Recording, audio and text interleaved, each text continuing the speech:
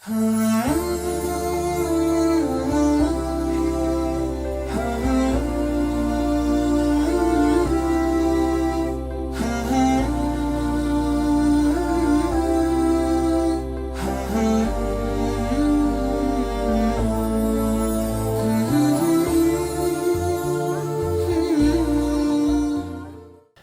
alaikum të dashur miq. Ja ku takohemi edhe sot në emisionin Pas Iftarit.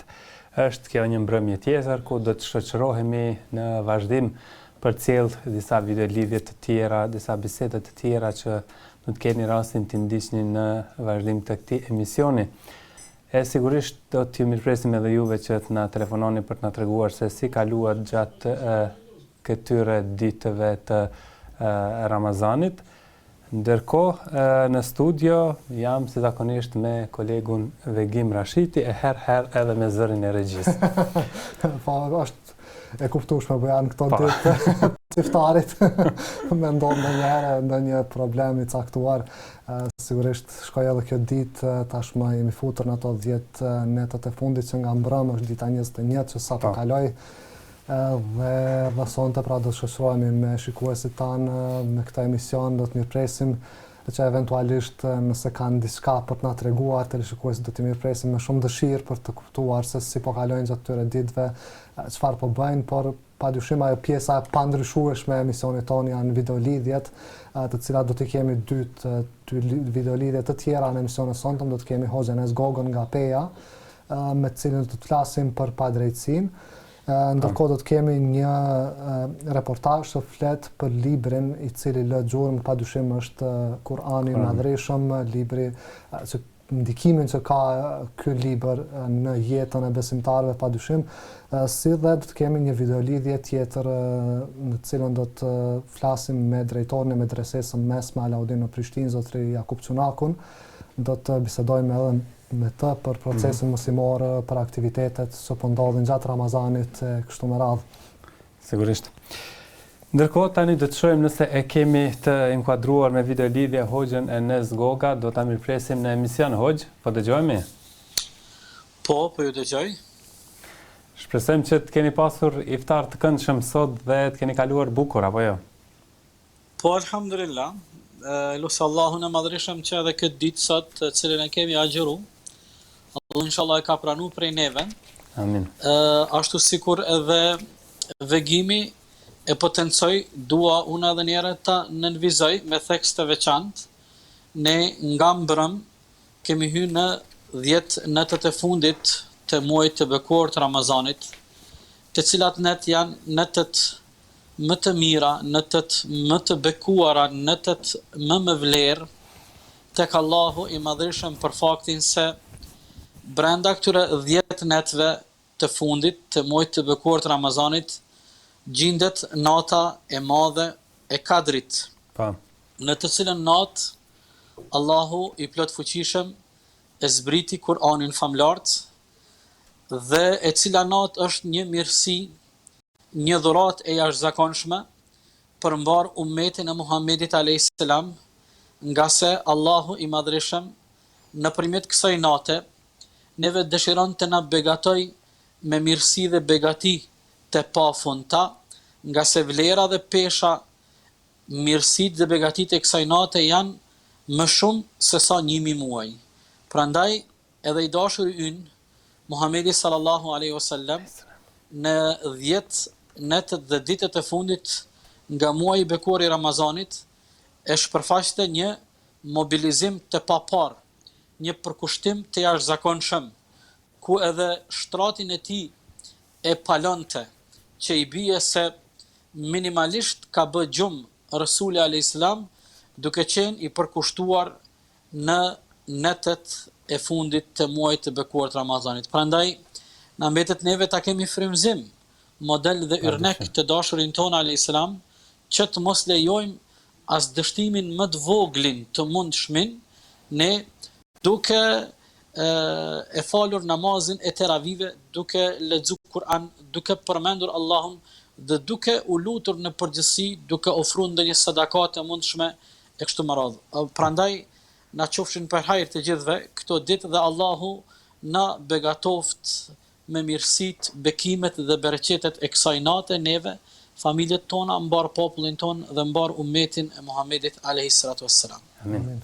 Tani do të kalojmë hoxh tek tematika e ditës së sotme edhe i paralajmëruam shikuesit më herët se do të flasim për padrejtësinë si një prej faktorëve jashtëzakonisht që duhet të largohet prej një shoqërie, sidomos prej shoqërisë sonë. Mirë po, padrejtësia hoxh është e hershme, është që nga fillimi i njerëzimit, apo jo? Sigurisht. Nga emisioni i parë, kur i kemi fillu këtë cikël të emisioneve pas iftarit, së bashku me ju jemi mundu që të nënvizojmë disa vese të shëmtuara, të cilat janë prezente tek ne, qofshim si individ që jemi, apo si pjesëtar të kësaj shoqërie, dhe të mundohemi që nga medreseja e Ramazanit, nga virtytet dhe cilësitë e mira të cilat na i provon dhe na i kultivon Ramazani, respektivisht agjerimi, ne të provojmë që duke u kalitur gjatë agjerimit, njëkohësisht edhe të lirohemi prej atyre veseve të shëmtuara. Po asnjë dilemë padrejtësia apo zullumi në kuptimin e përgjithshëm, pa dashur të ndalem në mënyrë specifike për ndonjë përkufizim, dhe gjatë emisionit do të kemi rastin të ndalemi dhe të shkoqitim pjesë, kuptime, bot kuptime, koncepte në lidhje me padrejtësinë, mirë po në përgjithësi zullumi apo padrejtësia, sikur edhe ju e thatë shumë bukur, është diçka e vjetër e cila daton prej njeriut të parë, babait të njerëzimit, Ademit a.s. kur shejtani provoi dhe u tregua i padrejt në raport me Ademin a.s. Në momentin kur ai refuzoi t'i bie sejdë në shaj respekti, duke shpërfaq arrogancë, mendje madhësi, pse jo edhe racizëm, karshi Ademit a.s. Pastaj për fat keq, ajo padrejtësi dhe ai zullum, edhe tek pasardhësit e Ademit a.s. me njerë tek gjeneratat e para, u shpërfaq kur ndodhi vrasja e parë në sipërfaqen e tokës, kur Kabili e privoi nga jeta vllaun e tij Habilin. Dhe për fat keq, edhe sot në kohën tonë kur ne po flasim deri sonte këtu para juve, gjithandej botës, gjithandej globit ton, padrejtësia dhe zullumi me të gjitha përmasat e saja, me të gjitha mënyrat dhe manifestimet qysh ai shpërfaqet, mjerisht është prezent. Prandaj, duke u nisur ne nga ato parametrat dhe etikat e agjerimit që ne, kur jemi agjeruar, bëjmë përpjekje që në emër të përkushtimit dhe të devocionit ta mbrojmë agjerimin ton si ibadet prej çdo njolle të mundshme, madje sado e vogël që mund të jetë ajo njoll, në këtë kuptim ne provojmë të çlirohemi prej çdo lloj padrejtësie, nga se padrejtësia si përkufizim në kuptimin e përgjithshëm, dietarët dhe ulemat e islamit e kanë përkufizuar duke thënë se me padrejtësinë kuptojmë kur vendosen gjërat gabimisht, apo kur gjërat vendosen në vend të gabuar, jo në vendin e tyre adekuat. Andaj, apo kur te i kalohet limiti ajo çka është e arsyeshme me çdo gjë që ndërlidhet në jetën e kësaj bote. Prandaj, ne ashtu sikur provojmë dhe bëjmë përpjekje ta mbrojmë agjerimin ton prej çdo njolle të mundshme dhe provojmë që këtë ibadet dhe këtë adhurim ta kryjmë para Allahut dhe për Allahun në formën më të përsosur dhe më të bukur të mundshme.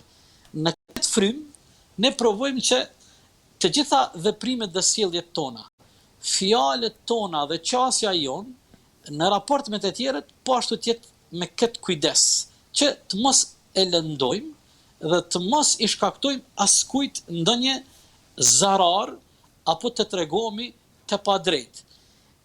Bujar, ndoshta ne nga mungesa e koncepteve të sakta dhe kuptimeve të drejta për zullumin dhe padrejtësinë, ne mendojmë se padrejtësia vjen në shprehje vetëm me të huajt, apo me të tjerët. Dhe ne nuk e dim se padrejtësia me barën më të rëndë tek Allahu është kur padrejtësia ndodh mes njerëzve që janë të afërt në mes vete, respektivisht njerëz e gjakut. Sa më i afërt dhe sa më i afër nga gjaku që mund të jetë një person tjetër karshi teje, nëse në ato momente shpërfaqet padrejtësia, atëherë kjo është shumë më e rëndë si padrejtësi në raport me atë tjetrin i cili mund të jetë i huaj dhe i panjohur. Ndërkohë edhe këtë si aspekt. Sigurisht do ta prekim edhe këtë kapitull, po. Para se të flasim për padrejtësinë në rrafshin familjar, në rrafshin e të afërmve, kur po flasim për padrejtësinë, ç'është ajo padrejtësia më e madhe që mund të bëhet në raport me krijuesin? Po, vegem ju sapo aludut në një kategori prej kategorive të padrejtësisë. Studiosit e Islamit e kanë ndarë në 3 kategori padrejtësinë, apo kemi 3 lloje të padrejtësive, 3 lloje të zullumit. Padrejtësia e cila ka të bëjë mes robit dhe krijuesit, pastaj padrejtësia e cila ka të bëjë mes robëve në mes vete, raportet dhe relacionet mes njerëzve, si dhe padrejtësia e cila ka të bëjë me vetveten njeriu, me vetveten e tij. Po, mirë, dhe po asnjë dyshim mund të bëjmë padrejtësi familjarëve të tjerëve, mund të bëjmë ndoshta edhe vetes, po si mund të bëjë njeriu padrejtësi Zotit të tij? Kur ai është i plot fuqishëm dhe njeriu është krijesa më e dobët ndoshta në raport me të. Allahu shpërbleft për këtë insistim që kërkohet të japim një shpjegim shumë të rëndësishëm, sikur dhe ju aluduat. Studiosit e Islamit thonë se padrejtësia më e madhe në kuptimin e barës dhe peshës që është më e rënda tek krijuesi fuqiplot është padrejtësia që robi tregon karshi krijuesit. E atëherë, pyetja shumë logjike është si ka mundësi një njeri i cili është pa asnjë krahasim i pafuqishëm në raport me krijuesin të bëj padrejtësi krijuesit. Kjo vjen në shprehje atëherë kur robi nuk e njeh krijuesin e tij, kur robi shpreh arrogancë dhe i rebelohet Zotit të tij, kur robi i nëpërkamb dhe i shkel urdhrat dhe dispozitat e krijuesit të tij. Kjo është padrejtësia më e madhe dhe ajo më e vrazhta, sikur e konfirmon Kurani, është kur dikush nga robërit e krijuesit shkon dhe i bën shoq Zotit të tij në adhurim, qoftë duke konsideru dikën tjetër për Zot posa Allahut, apo zbashku në adhurimin ndaj krijuesit i bashkangjet në adhurim edhe dikën tjetër Allahut, e që është shirku. Prandaj Allahu i plot fuqishëm në Kur'anin famlar thot inna shirka la dhulmun adhim, të bërit shoq Allahut është padrejtësia dhe është zullumi më i madh. Do të thotë, njeriu në momentin kur ai nuk e njeh dhe nuk sillet konform statusit dhe pozitës për të cilin Allahu ka kriju në këtë botë. E Allahu njeriu në këtë botë e ka kriju që ai ta njeh Zotin e tij dhe nëpërmjet njohjes ai më pas t'i nënshtrohet dhe ta adhuron atë. Në momentin kur çdo kush del nga ky pozicion dhe e anashkalon këtë status, të cilin status neve krijuesi na ka përcaktuar, atëherë ne kemi të bëjmë me një shpërfaqje të padrejtësisë e cila ka të bëjë në raportin mes robit dhe krijuesit. Pastaj i kemi edhe ato kategori tjera të padrejtësisë, sikur tham kategoria e dytë e padrejtësive dhe zullumit është zullumi i cili ndodh në mes njerëzve. Ato relacionet dhe raportet që njerëzit i kanë në mes vete nuk janë të kujdesshëm, prandaj pejgamberi alayhis salam kur e ka përmend padrejtësinë si akt, si veprim, zakonisht e ka përmend një hadith dhe e ka përsërit në vazhdimsi, sikur Resuli ynë alayhis salam ka dashur t'u ngulit në mendje dhe në zemra besimtarëve dhe shokëve të tij pasojat të mëdha që vijnë prej padrejtësisë. Është i njohur hadithi i tij ku Rasuli alayhis salam thotë: "El-dhulmu dhulumatun yawm al-qiyamah." Padrejtësia dhe zullumi në këtë botë në ditën e Kiametit sjellin errësira dhe momente të vështira për robin. Prandaj të gjithë koleksionuesit e haditheve të pejgamberit e sam, të gjithë ulemat që kanë përpiluar libra të hadithit, kur kanë fol në kapitullin e padrejtësive dhe të zullumit, pothuajse të gjithë pa përjashtim i kanë hapur kapitujt e tyre me këtë hadith dhe me hadithin e njohur i cili është hadith kutsi, ku Allahu i Madhreshëm thot: Ja ibadi inni harramtu dhulma ala nafsi, o robrit e mi, unë ja kam bë vetes haram zullumin, prandaj edhe e kam bë haram zullumin në mes t'jush. Fela të dhalemu, mos u tregoni të padrejt dhe mos i bëni zullum njëri tjetrit. Bujar dhe vegim. A dini sa është më rëndësi kur jemi tek zullumi dhe tek padrejtësia, një çështje e cila është bazike për me e kuptu peshën dhe rrezikun nga padrejtësia, duhet të ndërlidhemi gjithsesi me çështjen e cila ka të bëjë me besimin në botën e ahiretit, domethënë me ditën e kiametit, me ditën e gjykimit. Dita e gjykimit, besimi në takimin me Allahun, është faktor dhe element bazik që e frenon njeriu që të mos tregohet i padrejt. Në mungesë të besimit në ditën e kiametit, në mungesë të besimit se ne do të gjykohemi dhe do të llogaritemi për çdo të vogël dhe çdo të madhe nga veprat dhe veprimet tona, atëherë njerëzit edhe nuk e çojnë kokën.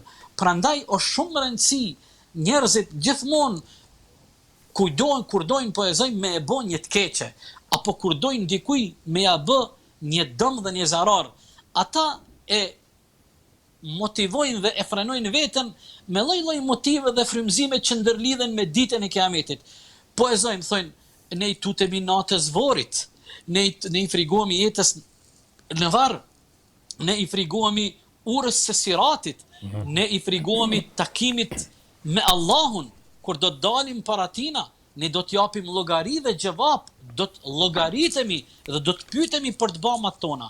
Prandaj shumë i rëndësishëm që njerëzit të vetëdijsohen përballë padrejtësive dhe sa i keq është zullumi, është elementi i cili ka të bëjë me besimin në takimin me Allahun te baraka wa taala, respektivisht në ditën e gjykimit, nga se kjo ty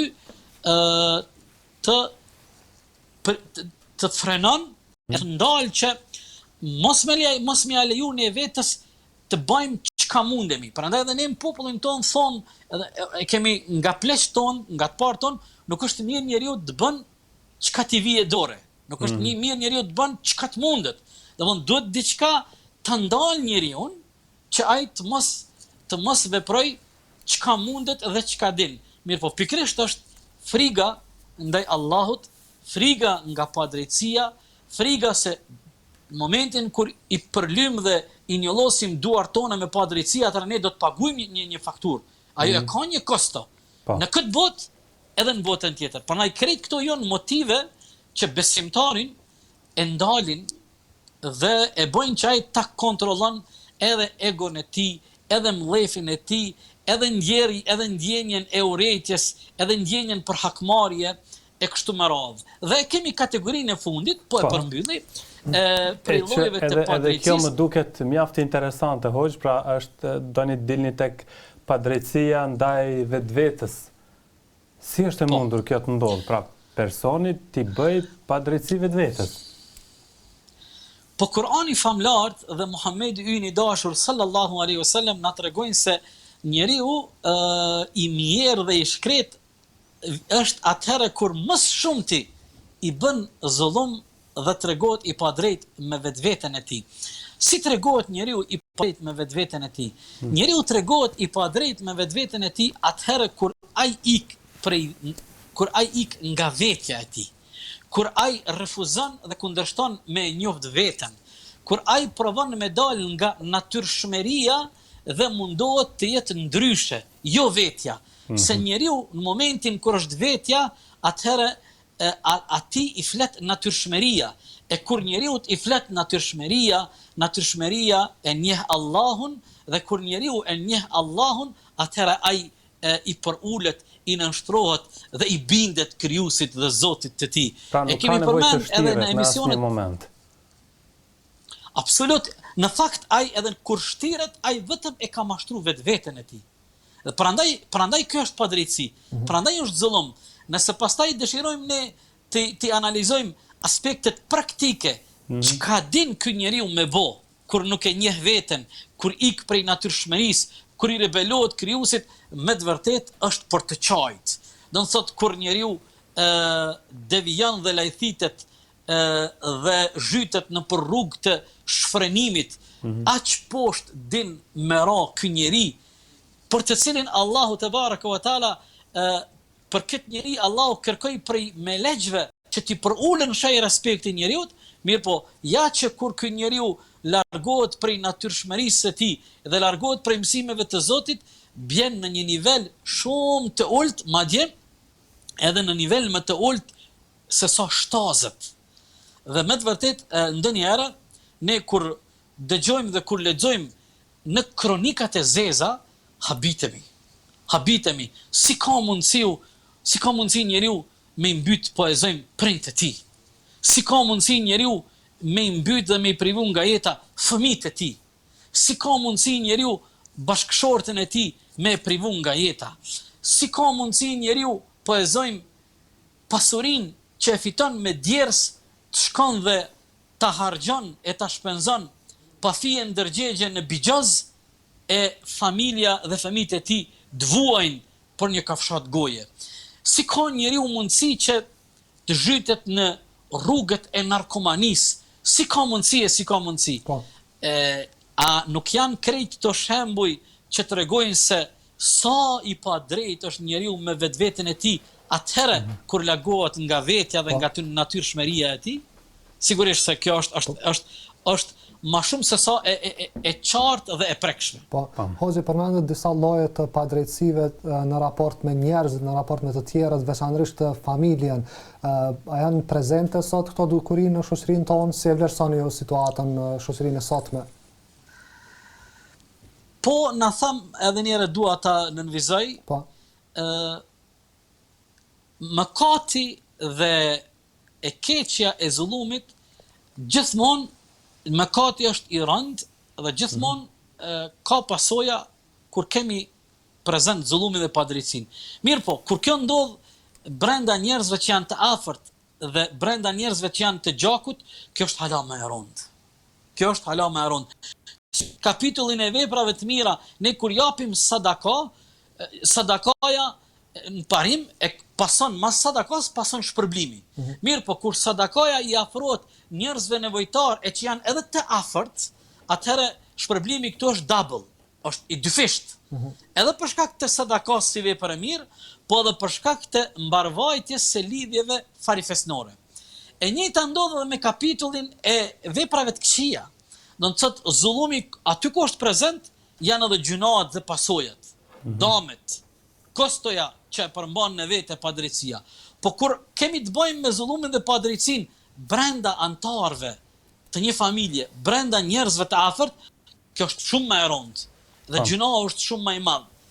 Prandaj do të jemi shumë të kujdesshëm në këtë aspekt, e sidomos nuk po dia a guxoj të them në këtë kohën tonë se tani zemoni jon nuk e di i ka disa karakteristika dhe disa veçori që në këtë aspekt, kur jemi tek padrejtësia brenda të afërmive, brenda akrebave dhe brenda familjes, si duket atë lakorën dhe shigjetën e kemi për të ardhur keq. Është një trend që ka tendencë të rritet dhe kjo nuk ka qenë asnjëherë në të kaluarën në përmasa të mëdha prezent në shoqërinë tonë. Prandaj ne duhet të kemi parasysh tekstet fetare, ajetet nga Kurani famlart, hadithet dhe porositet të dashurit tonë Muhamedit alayhis salam që na flasin për rëndësinë e lidhjes familjare, për rëndësinë e lidhjeve farifisnore.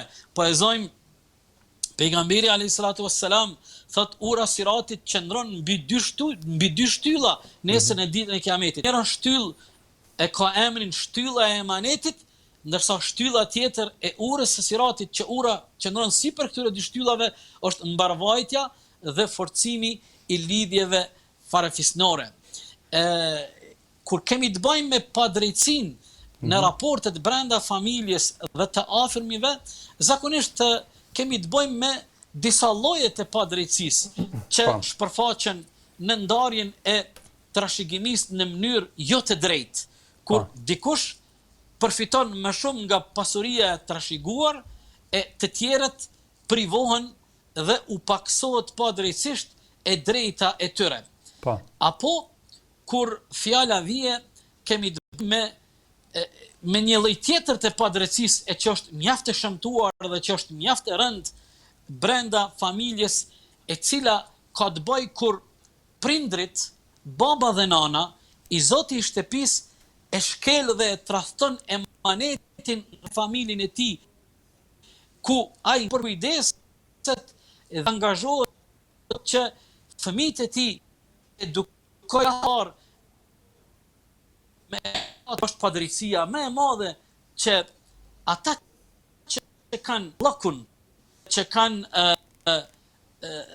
barën e prindërve, nuk emanet në vend, dhe kjo është jashtëzakonisht padrejtësi e madhe e që është e dhunshme jashtëzakonisht shumë në këtë botë dhe në botën tjetër.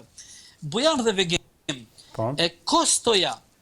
kostoja dhe pasojat e padrejtësisë janë të atilla që edhe paguhen në jetën e kësaj bote, po edhe në botën tjetër për ata të cilët nuk kanë arrit të pendohen dhe nuk kanë arrit të pastrohen prej barës së padrejtësisë. Prandaj dhe kur jemi hoxh te familja, do doja të përmendim edhe një fakt. Padrejtësia mes bashkëshortëve pastaj është temë në vete, apo jo? Është kapitull po ashtu i veçantë, edhe kur ta shfletojmë këtë kapitull, edhe këtu shohim fragmente të dhimbshme. Fragmente të dhimbshme në këtë kapitull. Sa shumë raste të dhunës. Për fat të keq.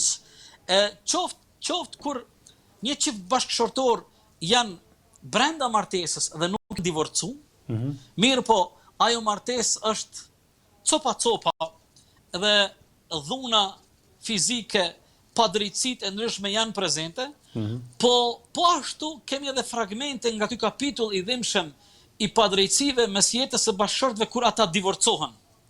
Kur shkelet drejtat edhe male, po kur edhe shkelet dinjiteti, nderi dhe namuzi qoftë i njërit prej bashkëshortëve, apo edhe dinjiteti dhe namuzi i njerëz prej familjeve. Se ndonjëherë, subhanallahu, që menduria shkon aq larg, saqë në emër të urrejtjes, llefit, hakmarrjes, ai personi apo nja nuk ndalen vetëm në hakmarrjen bashkëshorti me bashkëshortën, çiftin me zvete, mirë po ata dëshirojnë ta nxjerrin edhe atë, po hakmarrja zgjerohet për fat keq. Prandaj edhe njëre dua ta potencoj sa rëndësi të madhe ne të edukohemi me edukatën e ajanit, e porosive të Muhamedit ton alayhis salam në të gjitha këto kapituj. Poezojmë për shembull vetëm kalimthi, kur jemi tek divorci, Allahu te baraka wa taala thot, nëse vetëm një çifti ju kanë harxhu rrugët dhe nuk ka alternativë tjetër për një çift të caktuar pos divorci, Allahu thot, i porosit të dytë, thot, edhe pasi të ndodh divorci, wala tansawu fadla bainakum, mos i harroni mirësitë e njëri tjetrit. Ju sa ishit të martuar, gjithsesi në atë periudhë sa keni qenë bashkëshort dhe keni jetuar së bashku, në atë periudhë ju i keni ofru mirësi e të mira njëri tjetrit. Spaku atë periudhë nuk duhet të harrojmë, dhe pikërisht ajo periudhë e atyre mirësive dhe të mirave duhet këta dy persona që janë divorcu t'i ndalin që të mos zbulojnë çdo gjë e cila nuk duhet të zbulohet, nga se etika e përgjithshme, ato kodet e moralit, rregullat e fesë, tradita jon e ku ta diune nuk lejojnë një gjë të tillë. Poezojmë sa është e dhimbshme dhuna në familje që ushtrohet tek fëmijët për shkak të dukurive negative, poezojmë për shkak të alkoolit dhe pirjes së tepruar të alkoolit prej njerit prej prindve apo prej dy prindve koston dhe viktim këtu janë fëmija. Dhe kjo është padrejtësi e madhe. Prandaj ky kapitull ka shumë fragmente në vetveten e saj që për fat të keq janë të hidhura, prandaj ne kemi nevojë në vazhdimsi pas kohë që njerëzve të flasim që ata të qëndrojnë larg, sa më larg prej zullumit dhe padrejtësisë në cilin do relacion qoftë ajo.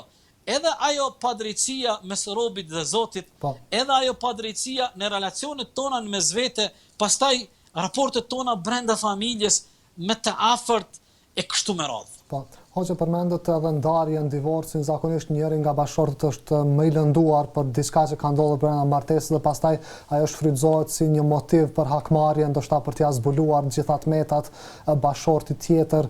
Pra, kjo ndoshta është e vetmja mënyrë se si mund t'ia kthejë ndoshta atë që ka psuar një lëndim apo ndonjë dëm nga ai bashkëshort dhe pastaj ndodhin ato padrejtësi që i potencuat ju pas ndarjes. Po për shembull, për këtë pyetjen tuaj edhe për këto problematika që janë pjesë e shoqërisë tonë, unë kisha më sjell një ajet i cili është një përgjigje në mesin e shumë përgjigjeve që gjenden sa i përket kësaj pyetjes tuaj. Allahu i Madhërisht thotë kështu. Po flasim për këtë kategori të zullumit. Zullumin mes njerëzve, në këtë rast konkretisht mes dy bashkëshortëve që janë divorcu. E njëri është më i lënduar dhe tash ai provon të merr hak. Allahu i Madhërisht thotë kështu. Wa jaza'u sayyi'atin sayyi'atun mithlaha.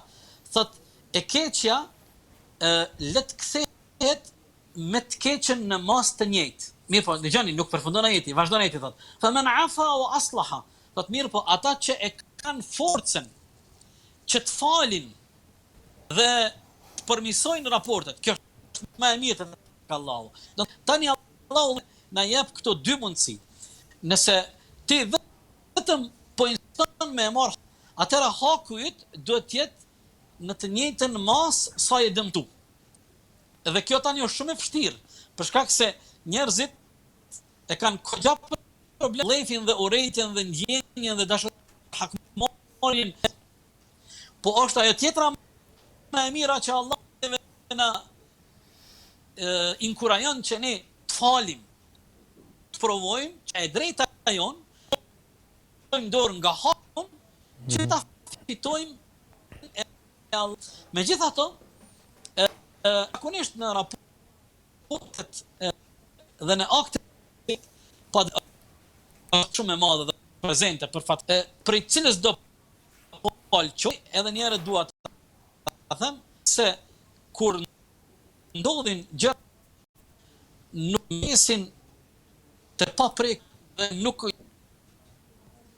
vetë bashkëshort po zgjerohet lidhja edhe një pjesë njerëz janë familjar rrisisht preket. Hoqë, po dëgjojmë tani? Sepse lidhja ishte shumë e dobët. Si duket nuk e kemi momentalisht është në ndërprej për momentin. Do të provojmë ta rinkuadrojmë hoxhën për të vazhduar sërish bisedën për na treguar edhe për mënyrat e tjera të padrejtësisë, po e dëgjojmë hoxhën sërish. Po hoxh? Hoxh, po dëgjojmë? Presim pak. E kemi hoxhën apo jo? Mirë. Mirë. Presim që të rinkuadrohet hoxha. Përcolli disa mesazhe të rëndësishme që duhet të kemi parasysh sidomos kjo fundi që flet për bashkëshortët që në rast të ndonjë problemi eventual bashkëshortor e deri tek divorci, ata nuk do të duhet të shpalosin të metat e njëri tjetrit. Sigurisht kemi është inkuadru hoxha. Mirë. Po dëgjojmë hoxha apo? Apo dëgjojmë hoxh? Është inkuadru? Mirë, po më duket që tash është mirë, apo hoxh? Unë po ju dëgjoj, nuk e di apo më. Po, kishim disa ndërprerje ko pas kohë dhe nuk ju kuptonim dot në trajtimin e temës. Edhe hoxh do të kalojmë tani tek një çështje tjetër. Gjithherë flasim për shoqërinë e mirë, për shokët e mirë dhe thuhet që njeriu kur ka një shok të mirë ka pasurinë e botës. Mirë po, si ka mundësi që mes shokëve të ndodh padrejtësia? Po, sigurisht se ka shumë faktorë dhe shumë motive që mund të ndikojnë që shoqëria e mirë apo shoku i mirë pastaj të kthehet në armik. Mund të jetë xhelozia, mund të jetë prezente ndonjë tradhti e mundshme. Mirë po, prap edhe njëre dua të kthehem tek çështja e padrejtësisë, ta ndërlidhi me këtë që ju po e theni. Po. Në këtë botë njerëzit janë dy lloj. Janë zullumçar dhe janë viktimat e zullumit. Po. Nuk ka grup të tretë. Pra kur bëhet fjalë për padrejtësinë. Po. Dhe derisa nuk ka grup të tretë, ose je i padrejt, ose je viktim e padrejtësisë, kur jemi tek padrejtësia, atëherë më mirë është që ne të jemi viktim e një padrejtësie, se sa ne ta përlym shpirtin dhe duart tona me padrejtësi. Prandaj është shumë e rëndësishme që ne tërkohën ta kemi parasysh atë hadithin që në fillim të këtij takimi ne e hapëm këtë takim. Po. Pejgamberi sa më tha, kujdes nga padrejtësia, se padrejtësia ju sjell errësira të shumta nesër në ditën e Kiametit. Bojan, unë kisha pas dëshirë të ndalem edhe tek një kapitull shumë i rëndësishëm që ka të bëjë me padrejtësinë. Po, cili është ajo? E që unë e kisha titullu padrejtësia kolektive. Zullumi kolektiv. Që do të thotë? Që do të thotë? Në një shoqëri kur padrejtësia merr hodh dhe e ngre kokën, dhe pastaj ajo fillon të përhapet gjithandej shoqërisë. Dhe në atë shoqëri nuk ka zëra të arsyeshëm e kritik e të guximshëm që e ndalin dhe e luftojnë zullumin dhe padrejtësinë në të gjitha manifestimet dhe shpërfaqjet e saj, në të gjitha aspektet dhe dimensionet e jetës. Atëherë, kjo shoqëri është shoqëri e zhytur në zullum dhe kësaj lirisht i atribuohet ky emërtim shoqëri e zhytur në zullum apo zullum kolektiv. Çka ndodh në një shoqëri kur padrejtësia dhe zullumi është prezent, ka marrë hovë gjithandej, dhe njerëzit janë pajtu me këtë formë të jetesës. Ndodhin disa gjëra. E para, në atë shoqëri ku zullumi është kolektiv dhe padrejtësia është prezente, automatikisht në atë shoqëri kemi mungesë të një baraspeshe dhe të një ekuilibri në atë shoqëri. Dhe në mungesë të një baraspeshe dhe një balanci, atëherë lindin pakënaqësitë, padrejtësitë. Ne në konceptin islam, shoqërinë e konceptojnë mbi bazën e këtyre premisave. Thot Allahu i Madhreshëm: Inna akramakum inda Allahi atqakum. Modeli më i mirë i shoqërisë tek ne është, thot, më i miri tek ju, më i miri për juve tek Allahu është ai i cili është më i devotshëm. Ai i cili është më fisniku. Në mungesë të këtij standardi, nëse njerëzit nuk peshohen me këtë peshore, atëherë nuk kemi më balans, nuk kemi më baraspesh, dhe në mungesë të një baraspeshe lindin edhe pakënaqësitë, edhe dalin në padrejtësitë.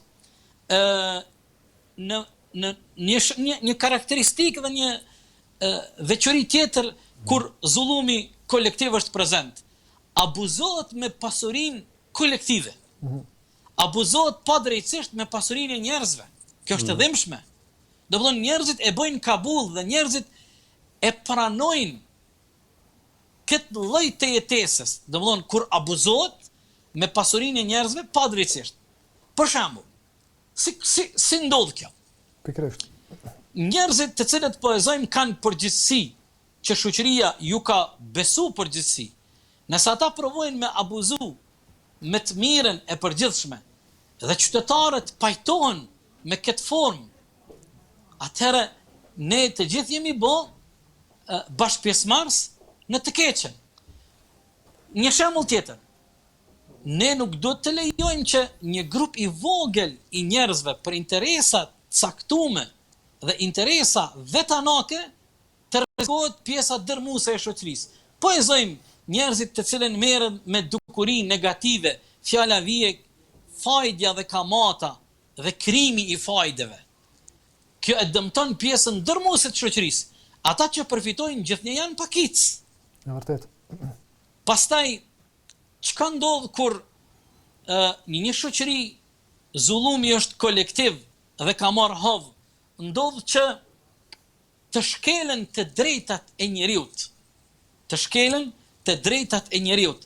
Ne në islamin ton gjithmonë e kemi parasysh atë parimin bazë për qenë një njeri që askush nuk guxon të ja përdhos dhe të ja baltos dignitetin dhe integritetin njeriut. Allahu thot në Kur'an: "Wa laqad karramna bani Adam." Ne e kemi nderu dëvirin e Ademit. I biri Ademit ka dignitet dhe këtë dignitet Allahu ja ka dhuru. Dhe nuk ka të drejtën askush ta baltos e ta përdhos dignitetin e njeriut. Domethënë, shiqani ka shumë gjëra të cilat shpërfaqen kur zullumi është bë pjesë e një shoqërie dhe ka marrë hovë.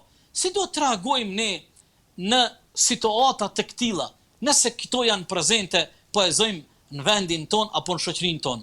Ne duhet të aktivizojmë një mori të mekanizmave. Duhet të marrim disa veprime e para. Duhet si shoqëri, pa përjashtim, ta kundërshtojmë zullumin. Sigurisht, kur them ta kundërshtojmë zullumin, kjo gjithmonë do të bëhet në mënyrë adekuate, në mënyrë të drejtë, në mënyrë të matur, në mënyrë profesionale, dhe këtu jo të gjithë njerëzit janë të barabartë dhe të njëjtë, mirë po, çdo kush nga pozicioni, nga profili, nga mundësia, nga përgjegjësia e ngrit zërin dhe e kundërshton e padrejtësinë. Pastaj, një mekanizëm tjetër dhe një veprim tjetër si shoqëri që duhet ta bëjmë në rrethana të tilla është që nuk duhet që të jemi bashkëpunues me të padrejtit. Nuk duhet të jemi bashkëpunues me zullumçart. Duhet të distancohemi prej atyre njerëzve që janë zullumçar. Prandaj pejgamberi alayhis salatu wassalam tha: "Unsur ekhaka zaliman aw madhluma." Ndihmoje vllaun tënd, qoftaj nëse është zullumçar apo nëse është viktimë e zullumit. Po, si mund ndihmohet dikush që është zullumçar, po? Po, shokët i thanë, pikrisht kjo pyetja juaj vegim, i thanë ja Rasulullah, është krejt e arsyeshme dhe logjikshme me ndihmu viktimen, që vjen viktimen e zullumit. Po çysh ndihmohet zullumçari? Çysh ndihmohet mizori? Pejgamberi alayhis salam tha, zullumçari ndihmohet kur ne provojmë me ndal ato prej zullumit. Domthonë e kundërshtojmë, i flasim, e këshillojmë, varësisht domthonë tash këtu gjithmonë kemi parasysh edhe kompetencën, edhe mundësinë. Mirë, po ne po i përmendim si parime të përgjithshme. Një gjë tjetër, çka duhet të bëjmë si shoqëri? Të solidarizohemi me viktimen. Po. Ta mbështetim, ta ndihmojmë, ta ngritim zërin në mbështetje dhe në përkrahje të atij që është bë zullum, apo të atij grupi, apo të asaj pjesë të njerëzve, apo sido që të jetë. Pastaj, një veprim tjetër si shoqëri që duhet ta bëjmë në rrethana të tilla është që duhet të bëjmë përpjekje ta përhapim gjithandej drejtësinë. Dhe kjo mund të bëhet në shumë forma dhe shumë mënyra. Në radhë të parë, ne si qytetarë të gjithë në mënyrë individuale provojmë të jemi të drejtë. Po. Gjithmonë ne e kemi një thirrje të Kur'anit. Po. Pishtar i cili neve na ndriçon rrugtimin ton te Allahu është ajeti i kapitines Ra'd ku Allahu thot: Allahu nuk e ndryshon gjendjen e juaj derisa nuk e filloni ju vetë ndryshimin. Nga vetë. Dhe ndryshimi është ndryshimi i individit përkon dhe kërkohet në gjitha sferat e jetës. Po. Nëse po e zojmë padrejtësia është prezent në një vend ti aty ku punon. Ti i pari nëpërmjet sjelljes tënde korrekte, nëpërmjet drejtësisë ti e lufton dhe mundohesh me ngushtu hapësirën zullumit dhe padrejtësisë. Pastaj në fen ton kemi edhe një element tjetër shumë më rëndësi, kur jemi tek padrejësia dhe zullumi kur ai është prezent. Feja jonë na mëson që ne ta aktivizojmë edhe aspektin e lutjes, duas. Prandaj në kapitullin e padrejtësive, duaja është një faktor shumë i rëndësishëm dhe pikërisht një prej arsyeve që njeriu e ndal dhe fillon që të mos i përlyn durt në zullum është duaja e atij që është bë zullum. Se pejgamberi alayhis salatu wassalam thot, viktima e padrejtësisë mes ti dhe Allahut, mes lutjes së ti dhe Allahut nuk ka perde. Do thot lutja e tij pranohet tek Allahu drejt për drejt. Dhe përpara të parë tonë, gjyshet tona, ju kanë tutë dhe ju kanë frigu shumë lutjes dhe duas se viktimës, ati që i është bë zullum, ati që bigajri hak i kanë hyp si për koke. Prandaj, këto janë disa prej atyre mekanizmave dhe veprimeve që ne kishim vyt me i pas parasysh dhe t'i ndërmarim si shoqëri që jemi në raste që kemi prezent padrejtësinë dhe zullumin. Po, dhe sigurisht që padrejtësia shfaqet edhe në forma të tjera dhe në fusha të tjera, sidomos edhe në aspekte ekonomike, në fushën e biznesit, shitblerjes, edhe shumë aspekte të tjera që do donim t'i trajtojmë në këtë emision, mirë po kaq kishim këto minuta që mundëm të flasim për këtë temë. Falenderojmë shumë hoxh për trajtimin dhe qasjen që keni bërë kësaj teme. Shpresojmë që të kenë përfituar shikuesit tanë, padyshim. Inshallah, nderi ishte imi, kënaqësia ishte imja, edhe juve Zoti ju shpërbleft që po na japni rastin dhe mundësinë që së bashku ti trajtojmë këto tema të rëndësishme, inshallah taala, për gjithë ne. Faleminderit tani Roz.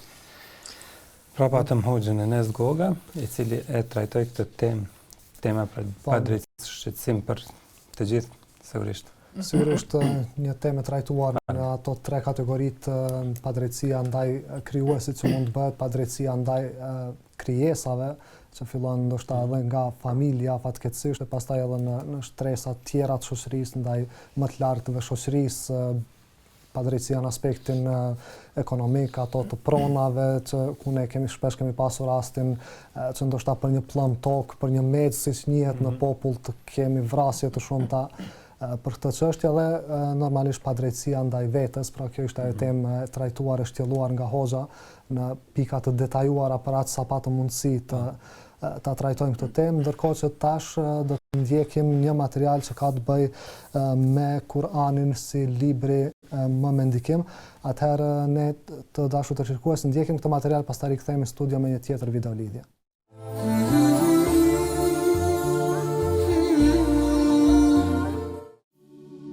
Libër që lë gjurmë. Kurani është begatia më e madhe që i është dhuruar njerëzimit. Ai është udhëzuesi dhe elitari i Allahut që u është zbritur krijesave. Kush kapet për të nuk devijan, kush flet me të nuk ka ban, kush e mohon dhe e refuzon, humb shumë dhe e pëson si mos më keq. Kurani është burimi i jetës së zemrave, udhërfyesi në labirintet e kësaj bote. Nëpërmjet fjalëve të Kuranit njohim Zotin i gjithësisë dhe komunikojmë me të. Kurani është shërimi i sëmundjeve, shoqëruesi të vetmuarve, ngushëllues i të pikëlluarve. Allahu thot: "Dhe kështu ne të zbritëm ty, o Muhammed, një shpallje nga urdhri ynë. Ti nuk e ke ditur se çfarë është libri e as çfarë është besimi, por ne e bëm atë Kuranin një dritë me anë të së cilës udhëzojmë atë që duam nga robrit tan.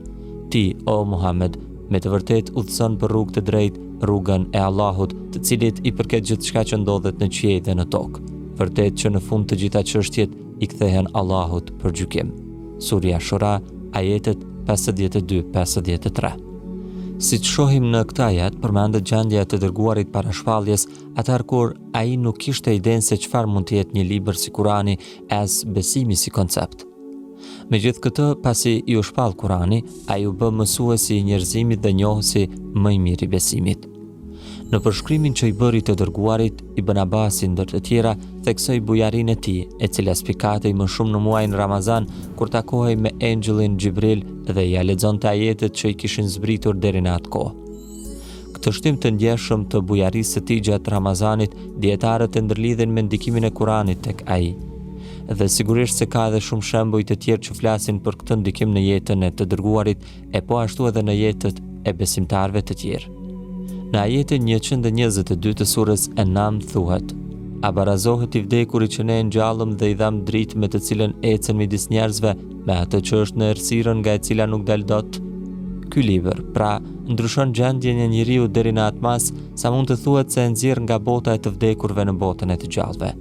Dhe këtu nuk bëhet fjalë për ngjallje fizike, por për ngjallje të mendjes, pasi ajo ka qenë mbytur me mendime e ide të dështuara, për ngjallje të zemrës me besim, pasi ajo ka qenë mbytur me sëmundjet e bestytnive dhe me ignorancë, duke i dhënë kështu vullnet dhe ambicie për të vazhduar më tutje, pasi ka qenë e kapluar nga zhgënjimi e dëshpërimi.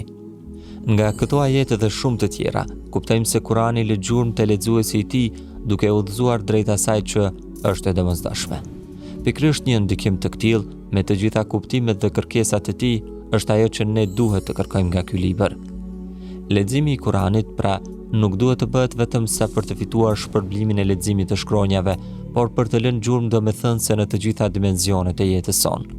Së këndejmi, rezultati i ndikimit të leximit që bëjmë në fakt duhet të shërbejë si një tregues me anë të të cilit ne do ta matim nivelin e cilësisë së raporteve tona me këtë libër.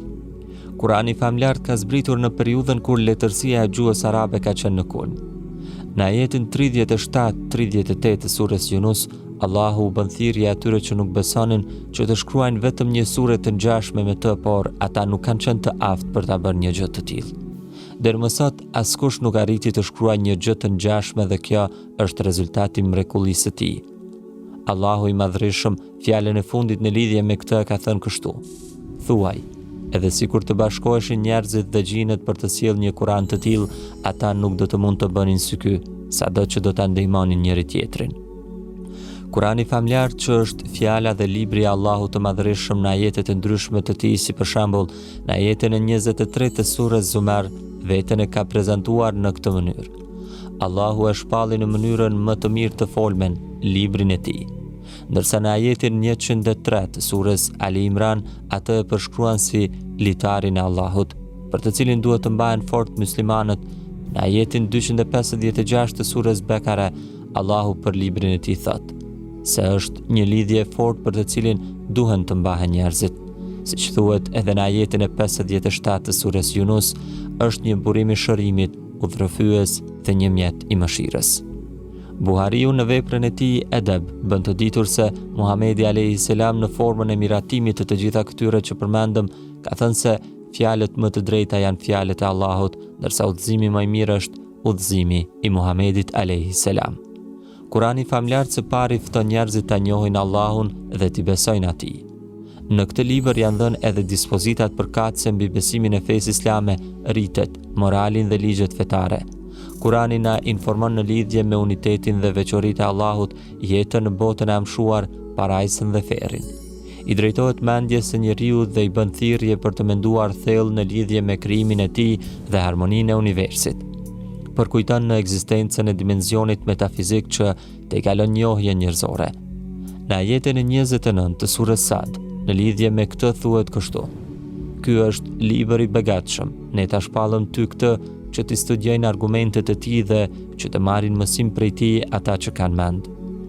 Në Kuranin famlar shumë shpesh vihet theksi në ibadetet dhe veprat të cilat Allahu i Madhërisëm i caktoi si farz të detyrueshme për besimtarët dhe në gjërat e ndaluara, haram. Kurani synon që të formojë individ dhe shoqërisë sociale, të cilët veprojnë me ndërgjegjjen e përgjegjësisë dhe të cilët kanë arritur që të jenë të drejtë dhe të moralshëm në bazë të parimit të unitetit të Allahut. Muhamedi a.s. në një hadith të tij, duke tërhequr vëmendje në këtë drejtim, ka thënë: Ai person që lexon, këndon Kuranin dhe që plotson kërkesat e tij është së bashku me engjëjt e nderuar. Profeti Muhammed a.s., muslimani i cili këndon Kuranin, e ngjason me një fryt me aromë dhe shije të këndshme, duke thënë se më i miri prej jush është ai që e mëson dhe u mëson të tjerëve Kuranin. Muhamedi, paqja dhe bekimi i Allahut qoftë mbi të, ka inkurajuar mësimin e Kuranit. Ndërkaq, personin i cili nuk di përmendësh asnjë gjë prej Kuranit e paralajmëron duke ngjasuar me shtëpi të rënuar. Thënë shkurt, Kurani famlar për muslimanët është udhërrëfyesi i jetës.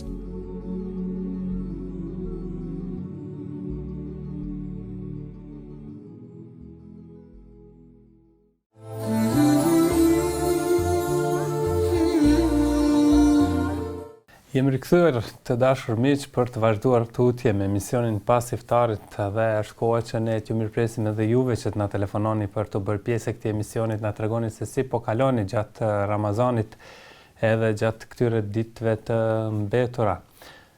Ndërkohë ne do të presim derisa ta inkuadrojmë Hoxhen Jakub Çunako, drejtorin e medreses Alaudin në Prishtinë, për të treguar se si po kalojnë gjatë këtyre ditëve. Është prej shkollave të cilat janë mjaft të angazhuara dhe janë prej shkollave të para të cilat menjëherë kanë filluar me mësimin online dhe janë të angazhuar vazhdimisht që të kenë sa më shumë rezultate të mira në këtë fund vit pra të shkollës që po afrohet. Sigurisht medreseja është bërë një nga shkollat më të suksesshme për vite me radhë dhe sukseset vendet e para në gara të ndryshme, në gara komunale në lëndë të ndryshme, pra mësimore, zakonisht i ka marrë medreseja e mesme, pra është me status të përgjithshëm, ka një status gjimnazi, pra sikurse gjimnazet tjera që janë në Kosovë, vetëm se mësojnë edhe lëndë fetare, pra përveç lëndëve të tjera që mësojnë çdo gjimnaz në Kosovë,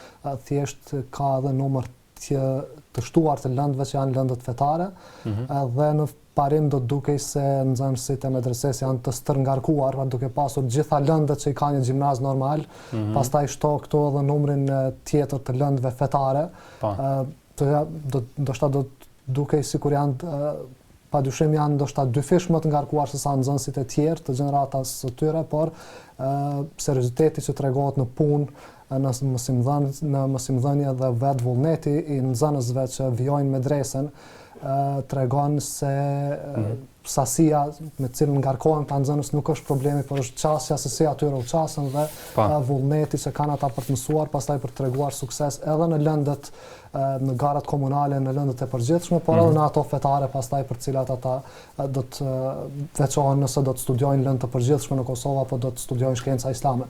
Sigurisht, tani e kemi Hoxhen Jakub Çunako. Hoxh, po dëgjojmë? Po i ndëgjoj shumë mirë. Atëherë, si po kaloni këto ditë të Ramazanit? Përgjithësi, po kalojmë shumë mirë, edhe pse jemi të izoluar, duke respektu maksimalisht rekomandimet që na vijnë nga Instituti Kombëtar i Shëndetësisë, Ministria e Shëndetësisë dhe organet relevante.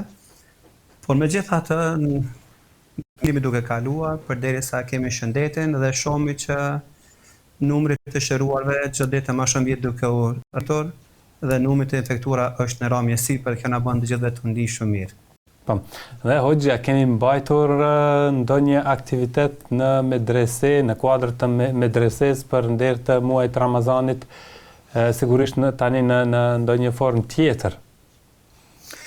Po, është shumë e vërtetë që tani jemi krejt në disa rrethona të reja, pas datës 11 mars, ku me vendimin e Ministrisë së Arsimit, Shkencës dhe Teknologjisë, u mbyllën ose prolongu mësime e rregullt në objekte shkollore që nga cikli parashkollor dhe deri universitar. Dhe ne si shkollë medrese jemi pjesë e këtij sistemi dhe patjetër kemi respektuar këtë vendim.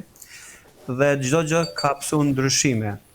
Andaj edhe ne kemi marrë gjithmonë hapat e duhur që të jemi më afër nxënësve tanë, me organizimet tona, por në të njëjtën kohë edhe me vazhdimin e mësimit në distancë. Diçka të veçantë për këtë muaj të shenjtë të Ramazanit nuk kemi bërë, për faktin që fokusi dhe përqendrimi kryesor ka qenë në mbarvatjen e procesit mësimor, edhe pse me disa paralele të nxënësve tonë, në datën në 19 të këtij muaji do ta kemi një ceremoni për përmbylljen e leximit të një grupore me klasën e 12 të paralelës së djemit tonë në Prishtinë. Pra, krahasuar nga viti i kaluar që medreseja ka qenë mjaft aktive me aktivitete të ndryshme, me iftare kështu me radhë, këtë vit për shkak të COVID-19 nuk janë mundur të realizohen. Po kitë drejt plotësisht, dhe për fat të keq edhe neve na kanë mungu shumë ato rrethona, atmosfera, cilat i kanë pritu së bashku me kolektivimin e medresën dhe me nxënësit tonë të respektuar dhe me miqt e medreses anë kënd vendit tonë, ku ndër tjera kemi organizu bashkërisht me gjithë kolegët e mi dhe me administratën e shkollës disa takime të përbashkëta për shenjtë e muajit me rastin e muajit të shenjtë të Ramazanit. Kemi pasur në vitin e kaluar një iftar të përbashkët me të gjithë miqët dhe dashamirët e shkollës tonë. Dhe kemi pas të ftuar thujse nga të gjitha komunat e Kosovës, njerëz të cilët gjithmonë janë pranë nesh, qoftë me ndihmë materiale, qoftë me ato morale dhe me ekspertizën e tyre. Në anën tjetër, ishte viti i parë vjet që organizuam një iftar me një grup bukur shumë të madh, rreth 500 nxënës të shkollave të mesme këtu në Prishtinë dhe me kolegët tanë mësimdhënës, profesor të shkollave të mesme dhe udhëheqës të këtyre shkollave të mesme. Vërtet ishin momente shumë të mira dhe përveç lodhjes së organizimit, momenti kur filloi iftari, na bën të gjithë të ndihemi shumë të kënaqur, të lumtur që na jep kjo mundësi që t'i afrojmë në një tavolinë, një sofër bukur shumë të madhe në shtëpinë tonë, në medresen tonë të çmuar dhe u ndam shumë bukur me ta. Dhe në të njëjtën kohë, viti kalum pat rastësisë që të kemi edhe duat e hatmes me nxënësit tanë, të cilët tani kjo ceremonive që është bërë tradicionale në shkollën tonë, ku në vend të organizimeve të cilat i bëjnë moshatarët e tjerë në për shkollat e mesme në Prishtinë, nxënësit tanë zakonisht e përmbyllin ciklin e arsimit të mesëm të lartë me përfundimin e leximit të Kuranit Kerim dhe iftojnë familjarët e nxënësve dhe bashkërisht e përmbyllim leximin e Kuranit, e bëjmë një dua dhe shtrojmë një drekë për të gjithë familjarët e tyre në shenjë respekti, falënderimi dhe përforcimit të lidhjeve tona në mes të atij trekanshit të njohur në arsim që është shkolla, prindi dhe nxënësi. Padyshim. Dhe hoxha përmendet se tashmë për shkak të COVID-19 nuk janë disa aktivitete që kanë qenë vitit kaluar dhe pa ashtu tashmë mësimi po zhvillohet në distancë. Si po shkon procesi mësimor? Procesi, thëmë të drejtën, është përtej të priturat tona. Ne menje pas fillimit e ato momente të cilat ishin të vështira, qoftë në aspektin psikologjik edhe shpirtënor, ku secili prej nesh në një farë formë u izolu me anëtarët e familjes së tij dhe ishim në një proces me shumë të panjohura për secilin prej nesh, ku në çdo kohë bombardohemi nga lajmet dhe nuk pritej ndonjë shpresë se do të kthehemi së shpejti shkollave.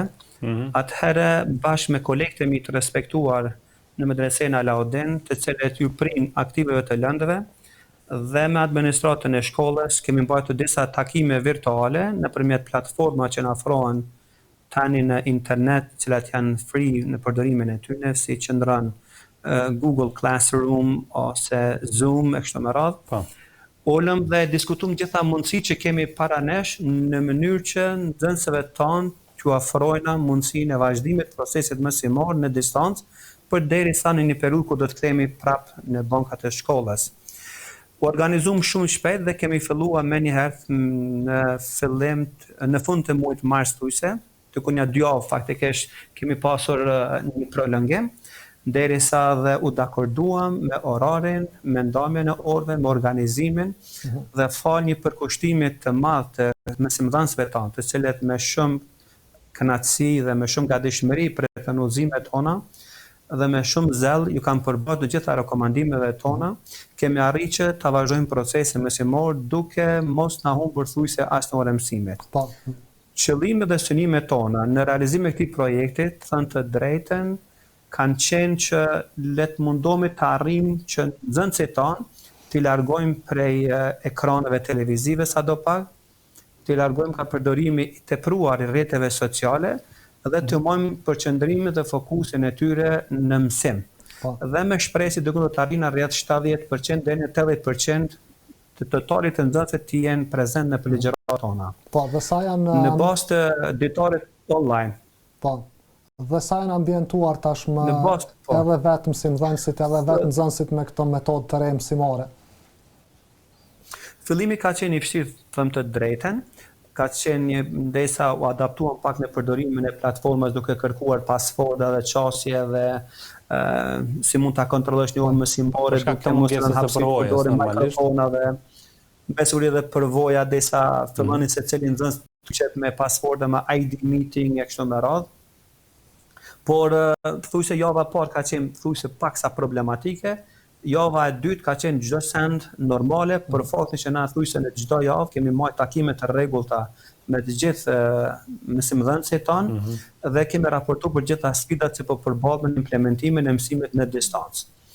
Ajo që deshta ta them edhe më herët është që prezenca nxënësve na ka habitur tej mase.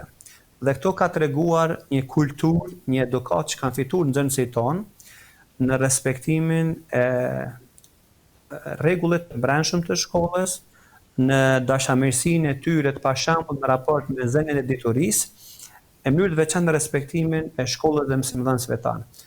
Prezenca aty në ka qenë përtej pritshmërisë tonë, ku mund të themi që në disa raste më shumë kemi pasur mungesa kur ka qenë mësimi normal në bankat e shkollës, se sa tani që zhvillohet virtualisht. Dhe thujse nuk kemi pasur asnjë problem dhe tani në bazë të raportimit që kemi në baza ditore të profesorëve, kemi arrit deri në atë nivel që edhe jemi prapërsisht në përmbylljen e plotë të trajtimit se secilës njësi mësimore në bazë të kurrikulës të paraparë të planit vjetor dhe të 2 mujor. Kurse sa përket sfida nëse më lejohet vetëm ta vëll një fjali, duhet ta them këtë që gjithmonë mendoj që në sfida dhe në sprova kemi edhe hajër. Gjithmonë e mira nuk e dina ka na vjen. Unë dua të them që duke pasur parasysh këto peripetit me të cilat kemi ballafaqoher secili prej nesh, duke na munguar ambienti i shkollës, rrethi i kolegëve tonë dhe dashamirëve miqve tonë, unë them që në këto rrethona të izolimit kemi përfituar spaku në një segment. Dhe ai segment mendoj që është përdorimi i mjeteve, platformave elektronike në bashkëbisedim dhe në trajtesë. Bile thënë të drejtën, dua ta ndaj një mendim timin personal, por nuk do të them që është mendim përfundimtar se nuk jam ekspert i fushës së IT-s, mirë po mendoj që kemi avancuar në përdorimin e këtyre platformave dhe të përdorimit të teknologjisë informative në këto pak javë, më shumë se që kemi përfituar eksperiencë ndoshta me vite në vitet e kaluara. Që do thotë këtu kemi pa një hajër gjatë këtij izolimi dhe mendoj që do të na ndihmojë shumë në të ardhmen kur do kthehemi në bankat shkollore, në mënyrë që të jemi edhe më atraktiv dhe të jemi më bashkëkohor në ofrimin e secilës mundësi për nxënësit tanë që të mësojnë edhe më shumë dhe më mirë dhe me cilësi edhe më të lartë, duke përdorur këtë teknologji informative. Hoxha përmendët se edhe keni bërë ditar elektronik. Po, është e vërtet ne kemi bërë ditar elektronik, aty bëhet evidenca se cila orë që mbahet, dhe bëhet edhe mungesat, çdo në mbrëmje kemi raportin, në të njëjtën kohë deri para 10 ditëve kemi raportuar në Ministrinë e Arsimit, Shkencës dhe Teknologjisë për barvartjen e procesit mësimor, për mungesat eventuale, për sfidat që po ballafaqohemi, kurse me rekomandimin e Ministrisë së Arsimit tani raportimi është në baza mujore.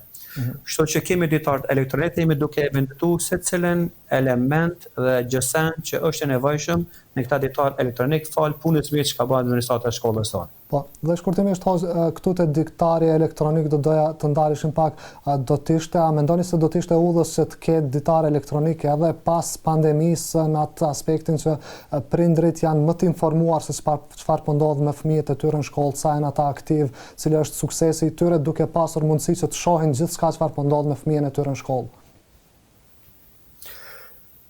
Plotësisht ke të drejtë dhe ndoj mendimin me ty që është më së nevojshme që të avancojmë tutje në përdorimin e mjeteve teknologjike në mënyrë që jemi sa më afër prindit dhe ta forcojmë më shumë trekonshin shkollë, prind dhe nxënës. Të thënë të drejtën, ne si administrat dhe udhëheci i shkollës, para se të ballafaqohemi me pandeminë në fillim të muajit mars, ne jemi ulur me disa prej djemve të cilët kanë kompetenca të mjaftueshme në ndërtimin e një platforme online dhe një database në mënyrë që të krijojmë mënyrë të mëdhetshme organizim të dhënave të shkollës tonë, duke bërë edhe editarin dhe duke bërë gjitha këto gjëra të kenë qasjet më të lehtë edhe nxënësit, edhe prindrit, edhe arsimtarët, por mbi gjitha duke menduar që numrat janë elementi kyç në arritjen dhe analizën e duhur të ndërtuarit të strategjisë se ku do të ecim tutje dhe si do të ecim tutje. Kur e kemi këta numra dhe kemi disa dhona para nesh, janë të mjaftueshme që të shohim se ku jemi duke ecur, ku i kemi sukseset tona, ku i kemi ngecjet tona dhe të mundohemi që ato pikat e forta të shtojmë tutje, ato pikat e dobta të mundohemi të i kthejmë në pikat e forta në mënyrë që medresia të jetë sa më afër qytetarëve tanë dhe në mënyrë që të krijojnë një nivel të lartë të arsimit cilësor si në fushat sociale, ato shkencore, po pse edhe në ato fetare islame, me të cilat na bën mundi shpesh herë mirë ku kemi nxënës të dalluar në secilën fushë, në secilën kurrikul dhe në garat që marrin pjesë qoftë ato në nivel lokal, qoftë ato ndërkombëtar. Jeni mjaft aktiv si ju, ashtu edhe mësimdhënësit tuaj edhe gjatë këtyre ditëve të Ramazanit, krahas edhe ibadeteve të tjera që normalisht jeni të angazhuar. Si po ja dilni? Në të thënë të drejtën, aktiviteti jonë është privuar në onën fizike, por edhe në onën virtuale. Aspektin fizik kemi respektuar maksimalisht gjitha rekomandime që e theksova dhe në fillim të komunikimit me ju, por në aspektin virtual jemi munduar sa më shumë të mbulojmë atë boshllëkun e mungesës tonë fizike tek besimtarët tanë musliman.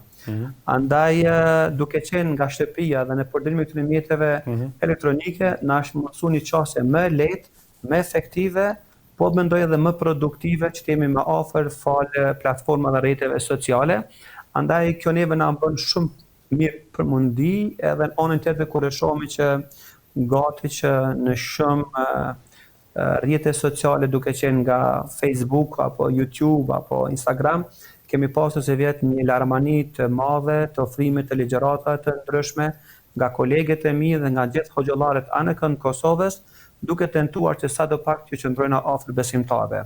Unë mendoj dhe ndaj një mendim që hoxhallarët dhe kolegët e mi anëkën Kosovës, përveç që kanë dhënë një kontribut duke respektuar gjitha rekomandimet që kanë ardhur nga Instituti Kombëtar i Shëndetësisë, ata kanë luajtur edhe një rol tejet të madh në ofrimin e këshillave shpirtërore, duke ruajtur gjendjen shpirtërore të besimtarëve tanë, për faktin që në shtetet e ndryshme të perëndimit është dashur të aktivizohen me dhjetra, me qindra dhe me mijëra psikolog në ofrimin e shërbime psikologjike për të mbajtur në nivelin e kënaqshëm gjendjen shpirtërore të atyre njerëzve që kanë qenë të izoluar. Kurse kolegët e mi hoxhallar, duke nisur edhe nga Bashkia Islame e Kosovës dhe të gjithë imamet anëkën të Kosovës, kanë ofruar këshilla, udhëzime, rekomandime të cilat u kanë shërbyer besimtarëve tonë të ushqejnë anën shpirtërore dhe duke larguar atë presionin, stresin, problemet që ka mund të lidhen aty këto, po edhe pse edhe shumë probleme familjare, siç ka qenë dukuria e fundit, dhuna familjare kështu me radhë. Donë jam shumë me një gjithë dhe kolegët mi, për të cilët në këto 10 në fundit të Ramazanit do doja që ta lut Zotin Xhaleshanu që të gjithë ata të cilët kanë dhënë një kontribut të pak qoftaj, Zoti t'i shpërblet mirat e tij. Po vetëm ata, po ata të cilët i kanë ofruar mundësinë për çështje, për bashkëbisedim, se është rasti edhe juaj, por ata që qëndrojmë prapa nesh me kamera dhe me punë teknike, lut Zotin që inshallah Zoti gjithë t'i shpërblet mirat e tij. Po, dhe sigurisht hoxhallarët jo vetëm se kanë qenë prezent në këshillat e tyre, por kanë qenë edhe në atë aspektin e vetëdijësimit të njerëzve për të respektuar masat, për të pasur atë higjienën që padyshim besimtarët e kanë vetëse prezente edhe pa udhëzime të ndryshme, por në anën tjetër, siç e përmendët ju, edhe i kanë ushqyer shpirtërisht dhe i kanë ushqyer me pozitivitet njerëzit që të mos mërziten, të mos e humbin në vullnetin, të mos e humbin shpresën se do të kaloj shpejt kjo gjendje. Pajtohem me ty plotësisht në këtë konkluzion, duke nisur për asajna që unë kam mbajtur shumë kolegë të cilët kanë ofruar vije fjala mësimin e leximit të shkronjave të Kuranit online. Dhe kam disa mjetë shok të cilët i kam shfrytzuar ato mjete dhe fal kontributit tyre sot ata ju kanë karavane të miliona besimtarëve në kanë botës, ta lexojnë në atil me ato këshilla që kanë ofruar, po mbi gjitha ata kanë bërë një kontribut shumë të madh që të kontributit tyre ne jemi sot me këtë numër të vogël, duke mos na shkalere tesh kontributit që kanë dhënë mjekët, modat medicinale, policët dhe gjithë aktorët e tjerë, po mendoj që ato xhallar kanë dhënë një kontribut të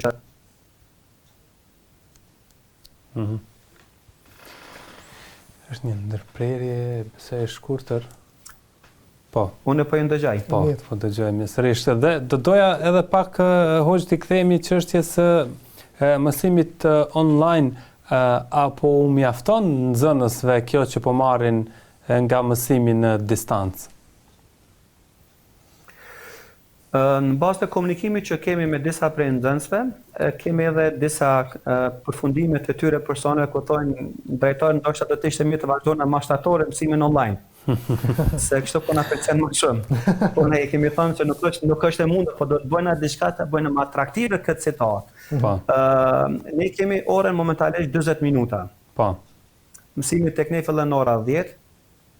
Dhe kemi fatikisht një orari i cili është i përmbajtur për të gjithë profesorëve tanë këtu në Prishtinë, në Prizren dhe në Gjilan.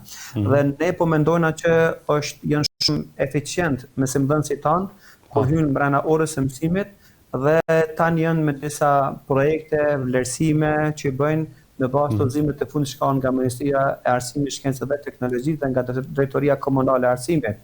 Dua të them që janë minuta të mjaftueshëm dhe në bazë të shfrytëzimit në eficiencë të kësaj kohës nga 40 minuta për orë, mësimdhënësit tanë bazë të raporteve të tyre dhe në përcjelljen që bën administrata e shkollës, kemi marrë atë ku në ditën me datë 20 do të përfundojnë maturantët mësimin, kurse na ka mbetur edhe pak javë sa përfundojnë edhe me klasë të 10 dhe me të 11. Duke pas parasysh këto sfida që kemi qenë, mund të vendosim një rezultat dhe një konkluzion që kemi pasur një sukses dhe kemi arritur që ta minimizojmë humbjen e cila ka mund të jetë shumë fatale në nxënës, e kemi një humbje shumë minimale dhe besojmë që me ndihmën e të marrë do të mundohemi ta riparojmë këtë humbje shumë të vogël në vitet shkollor në vitet e ardhshme. Po, i përmendet maturantët, nëse tani këto ditë pritet të kuptohet nëse do të mbahet testi i maturës, janë të gatshëm maturantët tuaj që t'i nështrojnë këtij testi? Në bazë të informatave që qarkullojnë dhe në bazë të udhëzimeve që kemi nga Ministria e Arsimit dhe Drejtoria Komunale e Arsimit, do të ketë një test kombëtar. Po nuk do të jetë testi kombëtar për maturantët siç ka qenë vitet e kaluara. Kësaj radhë do të jetë i përbërë vetëm nga 100 pyetje dhe pyetjet do të jenë vetëm deri në atë ditë kur është ndërprer procesi mësimor. Në anën tjetër, ne kemi biseduar me kolegët tanë, cilët i përfshin lëndet të cilat do të jenë dhe të nështruar nxënësit tanë ato lëndë, si qëndron lënda e gjuhës shqipe, gjuha angleze dhe matematika. Dhe ju kemi dhënë gjitha udhëzime dhe rekomandime tona që të bëjnë orë shtesë apo plotësuese me të gjithë maturantët tanë në mënyrë që t'u ofrojnë sa më shumë njohuri dhe t'i bëjmë më të përgatitur që të nështrojnë testet. Ne në vitet e kaluara fal një angazhimi të mirë të mësimdhënësve tanë dhe një prezencë të mjaftueshme dhe të kënaqshme nga nxënësit maturantët tanë, kemi arritur dhe kemi një sukses thuajse të 100% të kalueshmërisë së nxënësve tanë në afatin e parë, eventualisht me disa që na kanë mbetur në afatin e dytë. Andaj ky sukses mund të atribuohet plotësisht të gjithë mësimdhënësve tanë, cilët punojnë zellshëm me nxënësit tonë dhe gjithë administratës së shkollës tonë. Po. Dhe hoqë, për fund, medreseja pra nuk është vetëm për mësimin e lëndëve fetare, por shërben edhe për përgatitjen e nxënësve, edhe për drejtimet të tjera profesionale, ku ata mund të regjistrohen në fakultetet të ndryshme, por në të njëjtën kohë dhe në të kaluarën, medreseja ka qenë e hapur për kontributin ndaj popullit, madje janë bërë edhe mbledhje të akademikëve dhe të politikanëve në situata të regjimit serb, janë mbajtur pikërisht në ambientet e medresesë Alaudin në Prishtinë. Medreseja në këto rrethana ku tani gjendemi, brenda Ministrisë së Arsimit, qëndron me statutën e një gjimnazi shoqëror. Si çdo gjimnaz tjetër anë Kosovës, edhe ne jemi në të njëjtin statut, e vetëm që na bën dallimin ndërmjet nesh dhe atyre, sepse ne kemi vetëm shtesë kurrikulën fetare. Në bazë të analizave tona të brendshme që kemi bërë në vitet e kaluara, kemi një sër me 10 nxënës të cilët vazhdojnë studimet e tyre jashtë shkencave teologjike islame. Po. Dhe ata kanë treguar një sukses dhe janë të dalluar në mesin e kolegëve të tyre në për drejtimet ku ata studiojnë. Po. Sot kemi ish medreses që janë të kyçur në jetën tonë publike. Po. kemi të tillë që janë të kyshën jetën tonë politike dhe kemi deputet në Parlamentin e Kosovës, Po. kemi ministër në brenda qeverisë e Kosovës, kemi kryetar komunës që i prin një komunës, kemi në secilin sektor që kemi medresante të cilët kanë dalë. Dua të them me këta që nuk do të thotë detyrimisht ai që kryen medresin do të bëhet vetëm një udhëheqës fetar hoç, po ai mund të jetë edhe në fusha tjera. Ajo që e bën nxënësin tonë e bën më të pajisur, më të kompletuar, sepse përveç që mëson lëndet e një gjimnazit shoqëror, ai mëson edhe si ta lexoj Kur'anin, i mëson disa rregulla fetare, mëson rreth besimit dhe ai mund të vazhdojnë kudo dhe nuk ka asnjë provim shtesë. Anën tjetër, medreseja ashtu si e kurrë në theks, nuk është sot apo dje, medreseja qëndron që 70 vite thujse, nga vitin 1951 kur ka filluar punën, është ndërtuar në bazë të ndihmës së popullit, është në shërbim të kauzës së popullit, dhe është vetëm për popullin. Ata e mbajnë dhe ne vetëm në hizmetin e tyre, andaj çdo gjë që e ka nda fatin, populli ynë e ka nda dhe shkolla jonë. Ne kemi qenë në të njëjtën vit, në vitet e 90-ta, si e vulën teksti, dikon 1230 tubi me karaktere të ndryshme mbajtën afetatën e shkollës tonë. Andaj ne jemi shumë krenarë dhe neve na bën një mirë që kemi pas mundësi të jemi afër popullit tonë dhe shpresojmë gjithmonë të jemi në hizmetin e tyre. Dhe hoqë shumë shkurtimisht, sukseset e treguara të nxënësve të medresës, jo vetëm në lëndët fetare, në studimet fetare pas shkollës së mesme, por edhe në lëndët shkencore dhe të arriturat që nxënësit e medresës kanë arritur në shoqërinë tonë, e bën medresen një shkollë më të besueshme karshi shkollave tjera që edhe prindrit jo fetar apo jo praktikues të fesë të kenë dëshirën për t'i dërguar fëmijët e tyre në medrese për shkak të kësaj besueshmërie dhe sukseseve të arriturave të kësaj shkolle. Pajtohem me ty plotësisht dhe dua vetëm ta vënë në theks që fa një punë mirë që kanë bërë edhe ish udhëheqësit e medresës në të kaluarën, ata që janë edhe para meje, po edhe kolegët mësimdhënës dhe të gjithë ata që kanë qenë të angazhuar në medrese, kemi arritur të ndërtojmë këto vlera të përbashkëta dhe çdo ditë më shumë janë më atraktive për komunitetin ku na jetojna. Sot kemi të tillë që kemi nxënës që vjen nga ndonjë familje e cila nuk ka asnjë prapavi fetare islame, po për shkak të vera që afron shkolla jon, i ka besu plotësisht që fëmia e tij të jetë i ulur në bankat e shkollës tonë. Dhe neve na bën mirë. Andaj një numër i tillë është rritje sipër dhe kjo rritje neve na bën gjithmonë për mundim mirë dhe të lumtur që kemi arrit bashkërisht me të gjithët punëtorët tonë, me gjithë kolegët e mi, nga stafi edukativ arsimor dhe administrata të bëjmë këto vlera. Por me sigurisht që para nesh kemi një punë ende shumë të madhe, sepse kemi ende sfida para nesh në mënyrë që të jemi më afër popullit, jo vetëm me arsimin e mesëm të lartë, po të mundohemi të krijojmë kushte edhe për arsimin e mesëm të ulët dhe për ciklin fillon në mënyrë që të krijojmë një gamë të gjerë të edukimit cilësor, po edhe ato fetar inshallah tani. Hoqë kishim kënaqësinë që përmes kësaj videolidhje të bashkëbisedojmë me ju për procesin mësimor për medresa në përgjithësi. Faleminderit që ishim me ne. Ishte kënaqësi. Kënaqësia ishte imja, faleminderit shumë për ftesën që më keni bërë. E lu Zotin që Zoti t'ja bereqet në punën e ju dhe shumë suksese dhe do që ta bëjnë në tek që edhe mbrëm po edhe sonte gjithë kolegët e mi kemi qenë të njëjtës klasë, do ftuar në televizionin e juaj. Cilët i përshëndes shumë. Faleminderit, shumë faleminderit. Zoti ju rujt. Selamun alejkum. Aleikum selam. Selam. Pra, ishte kjo një tjetër bisedë mjaft frytëdhënëse, u informuam pra nga drejtori i medresës Alaudin për mbarvajtjen edhe të mësimit që zhvillohet dhe tani siç edhe përmendën janë të gatshëm që të përmbyllin suksesshëm këtë vit shkollor dhe maturantët të nënshtrohen testit kombëtar të maturës. Pra edhe medreseja ka qenë që ndër të parat që ka filluar metodën e re të mësimit dhe që janë ambientuar tashmë edhe mësimdhënësit edhe nxënësit. Folëm edhe për sukseset që medresantët i kanë pasur edhe në jetën në shoqërinë tonë, pra, por edhe me studimet, pastaj në fakultetet të ndryshme, në drejtimet fetare, por edhe për të kaluarën kur medreseja ka shërbyer jo vetëm për mësimin e fesë, por edhe për tubimet të ndryshme të njerëzve, të akademikëve, madje të politikanëve janë mbajtur, ndoshta me qindra sosh që përmendi vetë Hoxha Jakub, që janë mbajtur në ambientet e medresës dhe jo vetëm kaq, madje edhe unë bojar si sportist që kam qenë në sportin e ping-pongut si lojtari i Prishtinës, në mungesë të sallave të sportit kam ushtruar një kohë në ambientet e kam i shfrytzu sallën e edukatës kulturës fizike në medrese, pra shlëshuar salla edhe për këtë kuptohet jashtë procesit mësimor, pas janë plotësuar ato nevojat e nxënësve të medreses.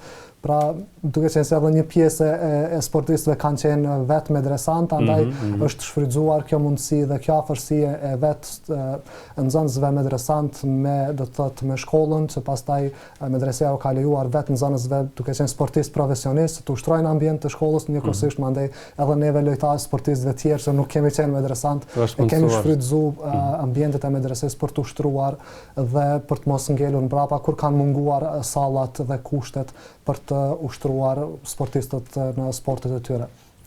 Mrekullueshme. Dhe kështu ne arritëm në fund të këtij emisioni. Edhe sot, pas 2 bashkëbisedimeve mjaft të këndshme, pra arritëm në fund të emisionit sotëm me shpresën që t'ju ketë pëlqyer shikuesve tanë, ne sigurisht do të takohemi edhe nesër me të tjera materiale. Të dashur teleshikues, këtu ta përmbyllim emisionin e sotëm, ndërkohë do të takohemi sërish pas iftarit, por do të takohemi në ora 21:45, pra nuk do të jetë në ora 21:30, por në ora 21:45, duke qenë se iftari vazhdimisht po shtyhet tashmë. Dhe për shkak të emisioneve të shumta që janë mes iftarit dhe emisionit pas iftarit, atëherë emisionin e drejt për drejt pas iftarit do të keni mundësi ta ndisni nesër nga ora 21:45 me të tjera videolidhje dhe materiale të tjera që do të keni mundësi të ndisni. Deri atëherë, selam aleikum dhe mirupafshim.